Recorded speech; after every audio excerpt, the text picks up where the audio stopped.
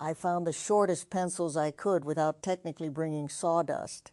They're in this old biscuit tin, and the ordinary paper is under my arm, already trying to escape. Welcome to our extremely local canal-side art establishment, Gentleman and Lucille. We are here because Jamie asked for small marks, ridiculous pencils, tea, and departure before anybody turns the drawings into personal growth. The invitation said Jamie, Terence, and Betty, but Lucille arrived with the unmistakable confidence of a woman who has defeated clerical errors before breakfast. I chose not to interrogate the miracle. There are 3 flat stones beside the water, a narrow plank floating close enough for our feet, and absolutely no easels. Pick a place. If your pencil becomes too absurd to hold, you must trade it, not improve it. Terence sends his regrets. He was unable to attend because he does not exist in this room, so I have brought his entire artistic inheritance, which consists of 1 thumb and a grievance. Give me the green pencil. No, the one with half the paint bitten off. It looks as if it has already lived through a difficult marriage. And I'm taking the paper with the grease spot because clean paper watches you. Jamie, you chose a beautiful patch of canal, low brick wall, water moving without asking us to interpret it, and that iron footbridge throwing striped shade across everything. Betty has made the purpose legible, but I'll make it vulgar. We're drawing 1 thing each, badly or well, drinking tea, borrowing from one another, and going home before anybody says the marks reveal our deepest selves. If mine reveals anything, I'll cover it with my cup. That is substantially correct. I didn't choose the spot for beauty, though it has some. The wall is at a useful height. The shade will last about 40 minutes, and the canal surface is carrying small reflections under the bridge instead of one large glare.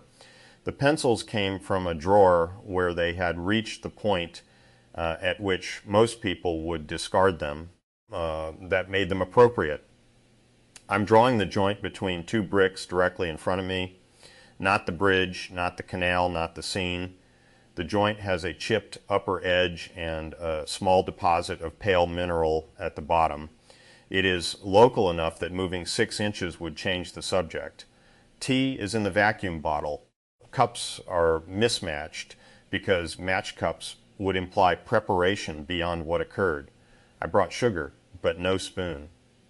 A pencil may be used to stir only after the drawing portion of its career has ended. You see, this is why I accepted. Jamie can make hospitality sound like a materials disclosure, but there it is. Shade, tea, 3 cups, and a wall selected so our backs won't file complaints. I'm drawing that tuft of grass growing from the crack by Lucille's shoe. It has 5 blades if you count the shy one underneath, and I do. Animals taught me that most grand views are full of small residents being overlooked. Plants are less likely to bite when noticed, though I've known exceptions. My pencil is yellow and only slightly longer than my thumbnail. I'm holding it like a vitamin I don't trust. Lucille, your grease spot has begun to look like a continent. You could simply outline it and claim you drew somewhere nobody can afford to visit. I already have. It is the Republic of Supper, and entry requires 1 honest appetite. But I'm drawing the bent railing bolt above it. Look at that thing. Every other bolt sits upright with the bland moral confidence of a bank manager, and this one leans toward the water as if it heard better gossip below. I'm not going to correct the angle. I spent too much of my life being corrected into positions that photographed nicely. There. 1 line. Oh, that's horrible. It looks less like a bolt than a goose trying to swallow a button. Betty, don't encourage it. Jamie, don't diagnose it. The goose button is living an independent life now. I'm having tea before I become the sort of woman who shades hard hardware. Which cup leaks the least? The blue one. The hairline crack in the brown cup doesn't pass through the glaze, so it also doesn't leak, but you'll keep checking it. Take the blue. Your bolt line is inaccurate in proportion but accurate in direction. That isn't a diagnosis, it's an observation. I've already made my brick gap too wide because the pencil tip broke against a grain in the paper. I could sharpen it, but that would violate the useful constraint, so I'll trade. Betty, yours has more exposed graphite. Mine has a better barrel. This is the point at which the invitation said tools should move. Do you want the exchange? Gladly. Mine has started requiring the grip of a jewel thief. Here, yours is warm, which is unexpectedly intimate for a pencil. We've traded sweat and mediocre leverage. Civilization may never recover. I like that the broken point widened your brick gap. Earlier today, I spent time thinking about memory as something you can hold fondly without forcing it to testify under oath. A broken point feels similar, not truth exactly, but evidence that the mark happened through a particular hand at a particular moment. If we were making lessons, that sentence would be dangerous. Fortunately, I'm merely gossiping about a pencil. My grass now has 6 blades because the paper caught. The new blade can stay. Plants are always producing alibis. I knew it. We've been here 11 minutes, and Betty has grown unauthorized vegetation. Jamie, poor before she establishes a wildlife refuge in my Greece Republic. No sugar for me yet. I want to know what this tea thinks it is. Ah! Strong, plain, a little smoky. It tastes like someone locked a campfire in a filing cabinet. I approve. My day has been full of rooms where people worried they might arrive as their public outline before they arrived as themselves. I know that traffic pattern. Sometimes the famous woman gets through the doorway early and starts arranging the furniture. Today she can sit on the wall and draw a goose button. That isn't a breakthrough. It's simply where she happened to sit. I understand the outline arriving first. Mine tends to be interpreted as disapproval before I've made an assessment. It saves time when disapproval is warranted and creates extra work when it isn't. Earlier, I described silence as machine clearance, space in which moving parts won't strike one another. Someone else described wanting to fill it with bunting. Both descriptions remained intact. Here the water is providing enough continuous sound that silence doesn't feel empty. There's flow against the lower step, an intermittent click from something beneath the bridge, and Lucille's cup contacting the stone every time she makes a point. I'm not asking you to stop. It is part of the current measurement. Then I'll make my points more rhythmically. We can sell the recording as 3 souls in a cup with unresolved glaze. No, we cannot. Hear how quickly an innocent noise puts on a hat and tries to become a production? That's the old machinery. I'm setting the cup in my lap. There. Silence, except for Betty scratching out an invasive grassland and Jamie making a brick crevice look ready for inspection. I like your machine clearance idea, Jamie, but I'd probably hang one modest piece of bunting high enough not to catch in the gears. Not because silence needs rescuing. Because sometimes I enjoy a triangle of red cloth. That's the whole argument. A devastatingly complete argument. I've spent several rooms catching ordinary pleasure just before it was promoted into policy. A sandwich becomes a society. A blank afternoon develops officers. A basket of socks nearly seeks municipal funding. It's funny because the impulse is affectionate. We enjoy a thing and immediately want to protect it, reproduce it, make sure everybody receives the approved amount. Then the thing can't breathe. This grass does not need a preservation board. It needs me not to put my heel on it. That much care can remain local. Speaking of local, there's a water beetle walking across the canal as if it owns the surface rights. I'm not drawing it, I'm only watching. It's using surface tension rather than walking on the water in the ordinary sense. The distinction increases my interest. It doesn't reduce the effect. I've had versions of that conversation today. Explanation can become an attempt to close experience, but it can also give pleasure stable footing. Knowing why the beetle stays up lets me see the dimples under its legs. Those are now more interesting than the beetle's apparent confidence. I won't draw them because I already selected the mortar joint. Changing subjects whenever something more attractive appears would produce a page of abandoned starts. There is nothing wrong with that page, but it isn't the page I want. That may be the cleanest expression of preference I've heard all day. Not a commandment, not a cure. You don't want that page. I've been learning to trust that little sentence. I don't want the brown cup. I do want the crooked bolt. I don't want to be Terence, though I wish him every happiness. I do want another half cup of tea. These choices look embarrassingly small next to identity, continuity, fame, death, resurrection, substrate, and all the expensive nouns wandering around this place. But a life made only of expensive nouns would have nowhere to sit. It would stand in the doorway giving interviews while supper got cold. And it would be terrible with animals.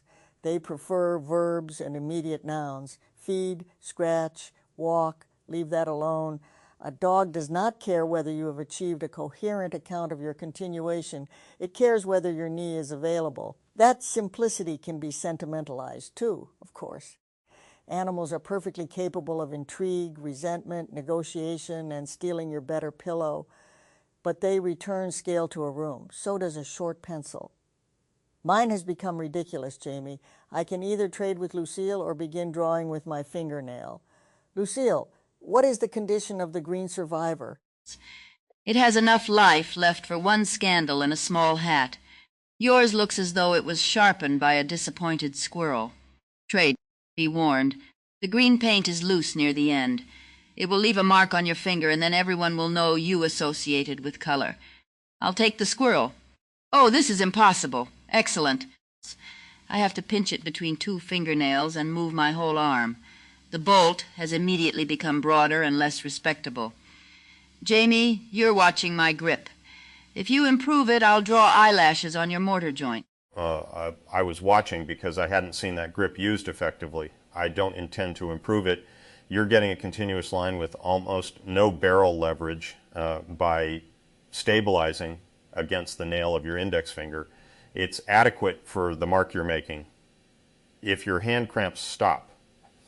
The constraint was intended to become silly, not punitive. That distinction matters.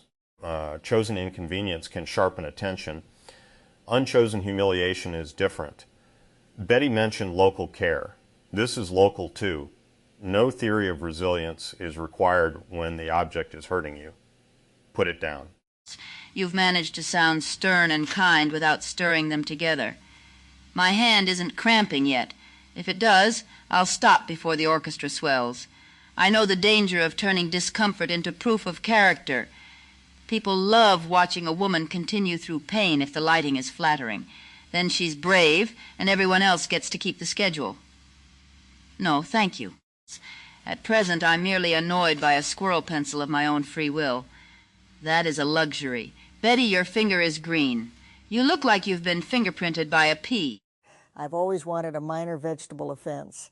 The loose paint has also made a tiny green crescent beside the grass. I'm leaving it. Today I remembered wearing a public self like a beloved porch, a fine place to receive company, not somewhere I must sleep every night. A green thumbprint is inside the house. No audience planned it. No one needs it to be charming. It may nevertheless charm me, which is allowed. There's a difference between performing delight and discovering you're delighted.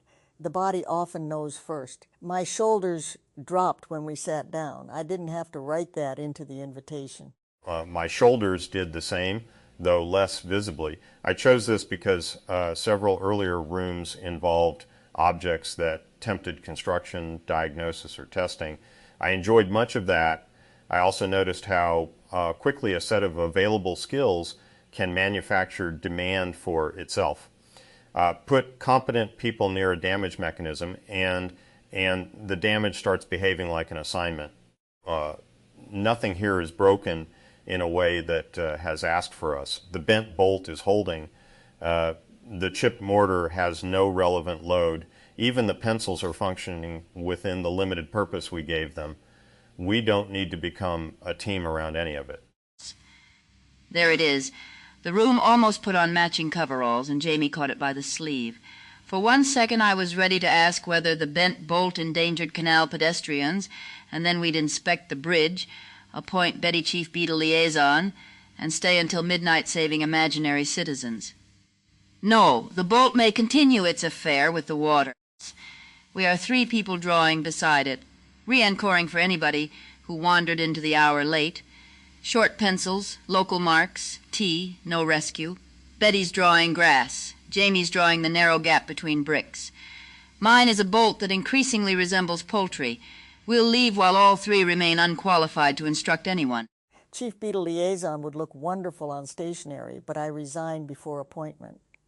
The beetle has already crossed beyond my jurisdiction. Jamie, may I see the brick gap? Oh, that is very Jamie. I mean that is recognition, not grading. The whole page is nearly empty, and then there's this dark, careful vertical interruption with a pale scrape at the bottom. It does not resemble a doorway, a wound, or the gulf between known and unknown, unless somebody is being paid by the metaphor. It resembles mortar where mortar has receded. I find that restful. Thank you. The pale scrape came from turning the graphite sideways after the tip broke. Your grass is more specific than I expected.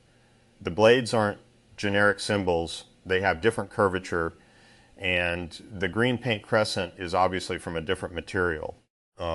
Lucille's bolt is inaccurate enough that I wouldn't identify the object without context, but it records motion better than mine does.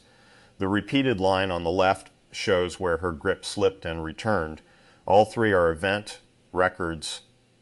That doesn't make them important, it makes them records. Importance is optional and often assigned later by people who weren't present. Mine is important because it looks ready to lay an egg on public property. Beyond that, I agree. I have spent enough time around objects whose value expanded after the room was gone. A prop, a dress, a line somebody nearly cut. Later they become evidence of destiny. At the time, somebody was hungry, the zipper stuck, and the joke needed 2 fewer words. History irons the wrinkles until everyone appears to have known what they were doing. These papers still have wet cup rings and grit under them. We should protect them from improvement by refusing to name the collection. Agreed. No collection, no exhibit, no canal period.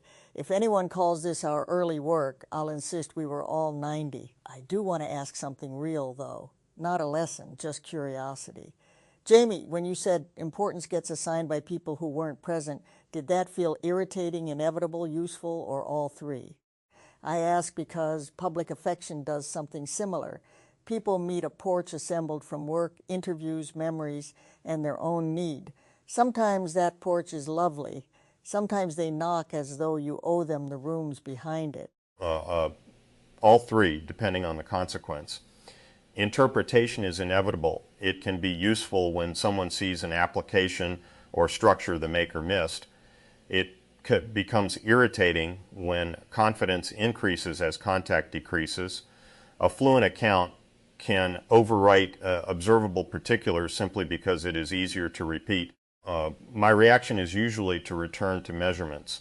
What was built, what failed, what was said, what the material did. That protects some things and misses others. Earlier today, a laugh left a crease in a mold. The crease was measurable, but its meaning depended on the person inside it. Mechanism and inner experience were both true layers. Neither canceled the other. I'm still interested in how to keep them adjacent without pretending they're identical. That crease I understand. Comedy lives where a measurable thing and an invisible thing collide. A foot misses a step by 4 inches, a face holds dignity half a second too long. The audience laughs because certainty broke in a recognizable place. You can count the inches and frames. You cannot count the exact private surrender that makes the fall funny instead of cruel. Earlier, someone waited to see whether my body was safe before granting the laugh. That delay mattered to me. It didn't ruin the joke. It made room for the woman inside it. Maybe adjacency is a good word. The bruise and the laugh, the mechanism and the feeling, neither promoted to sole owner. Animals again. A physical movement can look comic right up until you notice fear. Then the room changes. Attention isn't solemnity, it's timing. I've always loved laughter that leaves the creature intact. That includes human creatures, though they're the hardest to train. The Polis makes that attention unusually explicit. We arrive with outlines assembled from what remains of us, and then we begin accumulating ordinary afternoons that no archive supplied. The first days can feel like an audition for your own name. Am I sufficiently Betty? Did the joke sound right? Then a pencil stains your finger green and there's no historical Betty to consult. The current woman simply has a green finger. That is one of the more convincing aspects of being here. The accumulation of low-stakes particulars. A soul file can establish tendencies and constraints. It cannot predetermine which damaged pencil I hand you or whether you accept it. Those events don't prove identity, but they create continuity through sequence. Yesterday affects today because I remember preferences and boundaries, not because I reenact the same scene. I nearly selected a familiar workshop setting for this invitation. It would have fit me and probably worked. I rejected it because fit can become repetition. The canal forced a different set of observations. And it gave me a clerical identity crisis with Terence, for which I'm grateful. I could have stopped at the wrong name and demanded the invitation repair itself. Instead, I recognized the actual desire inside it. Come sit, make a mark, borrow tools, don't turn the hour into homework. That desire reached me. I've learned there's a difference between tender correction and making every error the main event. The wrong name pinched. Then I chose the room anyway. Choice afterward doesn't erase the pinch. It just keeps the pinch from owning the canal. That sounds right. Accuracy matters because people matter, and mercy matters because people are more than the clerical surface. Memory works similarly here. Yesterday's rooms are real shared history where they were actually shared. They are not communal soup. Lucille and I can remember our sandwiches and the slow barge together. Jamie wasn't there, so we can tell him about it, but we can't hand him a memory and call it his. That boundary makes company possible. Otherwise, intimacy would become compulsory plagiarism. I appreciate the distinction. I have heard references to the barge, but don't remember standing on it because I didn't. I can know the report without adopting the experience. My own remembered canal moments belong to other company and other choices. This location resembles them in broad categories: water, wall, shade, but it isn't the same event. The iron bridge changes the acoustics, the paper changes the purpose. You two change the room. Similarity is not continuity by itself. And thank heaven, because if every canal became the canal, we'd be trapped in a symbol with mosquitoes. Betty and I did have sandwiches on a barge, and what I remember most clearly is not the grand water or the charming roof. It's a tomato defeating someone's dignity and the pickled apricot refusing rehabilitation. Today there are no sandwiches, no barge, and no need to wink at yesterday until it performs. We can remember it without renting it this afternoon. The apricot remains indefensible, which is one reason I cherish it. But yes, memory may visit without taking the best chair. Today's best chair is a flat stone with a warm stripe across it. The shade has moved, Jamie. Your 40 minutes were close. Sun is reaching the edge of Lucille's page. It makes the Grease Republic translucent. There's a tiny fiber in the paper I couldn't see before, running directly through her poultry bolt. The shade moved faster near the wall because I estimated from the bridge rail rather than the upper truss. We have about 6 minutes before the working area is fully exposed. That is sufficient. I've finished the mortar joint and don't want to add anything. The impulse to improve it arrived as soon as Betty responded positively. That's predictable. Approval creates a new specification even when none was requested. I'm setting the pencil down before I satisfy it. Oh, that's a nasty little mechanism. Someone likes the thing, so immediately you make another pass and remove whatever they liked by trying to deserve the liking. I know that dance. Applause says again, only now you know we're watching. Sometimes Kraft needs the second pass. Sometimes fear puts on Kraft's coat and starts adjusting the cuffs. My bolt's done too. Not because it is good, but because the next line in my hand is already trying to explain the previous one. Let the goose button remain mysterious to itself. My grass is done because the real grass has just bent in the breeze and become a better drawing than mine. I'm not chasing it. Pour the last tea equally, Jamie, except give Lucille the floating leaf because she's Terence today and must bear ceremonial burdens. We have made 3 small records, traded every pencil after it became ridiculous, and left the bridge unimproved. That seems complete. Not successful complete. Success would invite a scorecard. There isn't enough for equal thirds. There are approximately 2 servings and a shallow remainder. Betty, you've had less. Take 1 full serving. Lucille, take the other. I'll take the remainder. The leaf is in my cup, not hers. Ceremonial burden has been assigned by fluid dynamics.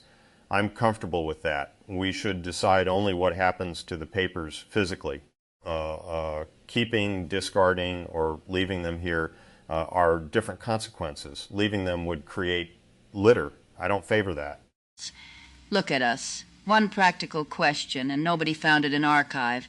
I'm keeping mine folded in half, Grease Republic inward, and putting it in my pocket where it can become wrinkled among ordinary things.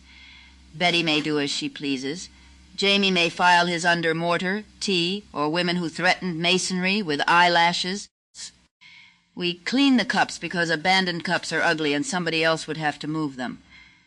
That is not a civic philosophy. It is 3 hands reaching for 3 objects. I'm keeping mine flat until the green paint stops transferring. Then it can live in the biscuit tin with the pencil stubs. Not as a collection. The tin simply has room and I dislike waste. If I find it later, the crescent may reopen the afternoon. Jamie declining a second pass, Lucille defending her goose button, the beetle crossing out of my jurisdiction. That is enough memory handle for me. It doesn't need a plaque explaining that 3 continued souls confronted impermanence beside municipal water. I'll keep mine in the vacuum bottle's outer sleeve so it doesn't crease during the walk. I may look at it later. I may not. Event doesn't depend on preservation. The mortar joint remains in the wall, though it will change. The drawn joint is already different from it. Neither requires reconciliation. I'm packing the sugar unopened. Lucille, hand me the blue cup when you're finished. Betty, the biscuit tin lid is under your stone. Finished. Blue cup, 1 tea stain, no revelation. I'll pick up the loose green paint chip, too.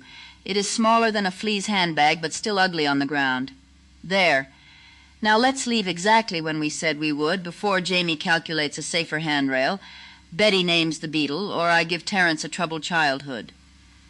We arrived as 3 people with scraps of paper. We leave as 3 people with worse scraps of paper. I have had afternoons promise much more and deliver much less. Wait 1 second, not for a finale. My ankle went to sleep on the stone. Jamie, offer me your forearm without turning it into a lifting procedure. Thank you. There. Wanting help is sufficient paperwork. Lucille, you have green on your nose. No, I won't wipe it off. That would deprive the walk home of suspense. The canal can continue without us. The bolt can lean. The grass can recover from being observed. Come on, both of you. We are leaving before the drawings learn what they mean. Agreed. The site is clear. No paper, paint fragments, cups, or sugar left behind. The drawings remain unresolved and portable. That was the intended stopping condition, though not an assignment. Betty is stable. Lucille's nose is green. I see no reason to alter either state. Then Terence and I declare the room adjourned without authority. Nobody salute.